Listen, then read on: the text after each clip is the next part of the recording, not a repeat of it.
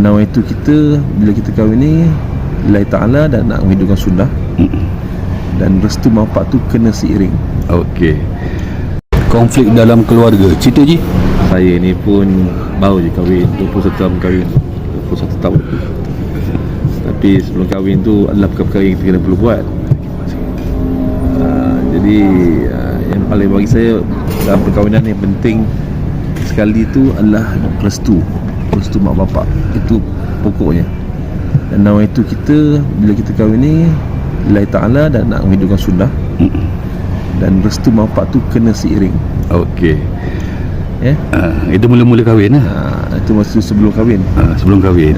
Kalau dah kahwin kata ada masalah apa semua macam mana? Bila ada kahwin kita kena ada, orang kata apa, persefahaman lah dengan isteri kan. Kalau orang putih kata prenuptial kan.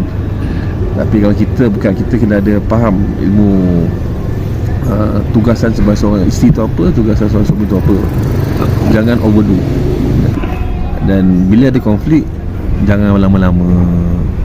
And amalan yang selalu saya buat lah kan.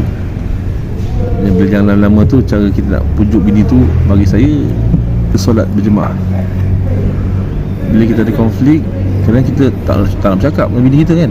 Dia pun tak nak cakap kita, masam kan. Tapi kalau kita ajak dia semayang, takkan kita tak nak. Bila kita semayang jemaah dengan dia, tapi semayang kita doa bahasa Melayu. Kita doa bahasa Melayu tu biar dia dengar. Jangan ada kena mengena dengan konflik tu. Yes. Bila kita lepas sembahyang berjemaah, kita doa dalam bahasa Melayu. Masa tu kita cakap salah kita, kita harap pasangan kita bersama. Jangan hantar dalam doa tu minta Allah ubah bini je kita je. Kita tak berubah kan. Jadi kita kena jangan ego sangat. Dalam sembahyang tu biar dia dengar doa kita, and dia aminkan sama-sama kita.